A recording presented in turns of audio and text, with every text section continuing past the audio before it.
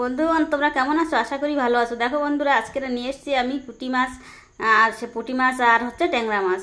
তো এই পুঁটি মাছ আর ট্যাংরা মাছগুলি আমি কেটে কুটে ধুয়ে নিয়ে এলাম, আর পুঁটি মাছগুলি আমি ভাজাও বসিয়ে দিলাম। পুঁটি মাছ ভাজাও আমার হয়ে গেল। দেখো বন্ধুরা, খাওয়ার জন্য পুরো রেডি।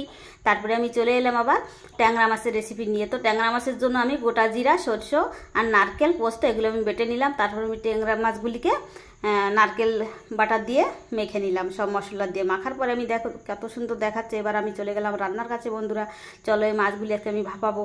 আর ডিম আলার ট্যাংরা মাছ ভাপা তো খেতে অসাধারণ হয়। দেখো আমি কড়াইতে বসিয়ে দিলাম, আর সামান্য একটু জল দিয়ে দেবো, মশলা ধোয়া জল। এতে আমি আর জল দেবো না। এবার আমি ঢাকা দিয়ে দেবো, আবার চলে আসবো বন্ধুরা আমি 5 মিনিট পর। তো 5 মিনিট পরে এসে আমি তোমাদের দেখাবো যে আমার রান্নাটা প্রায় হয়ে গেছে। যে দেখো বন্ধুরা, ঢাকা দিয়ে দিলাম। এবার আমি চলে আসছি, দেখো তোমরা কেমন হয়েছে। এই যে দেখো কত সুন্দর হয়েছে। তো তোমাদের কেমন লাগলো বন্ধুরা? লাইক, কমেন্ট, শেয়ার করো কিন্তু, আর পাশে থেকো।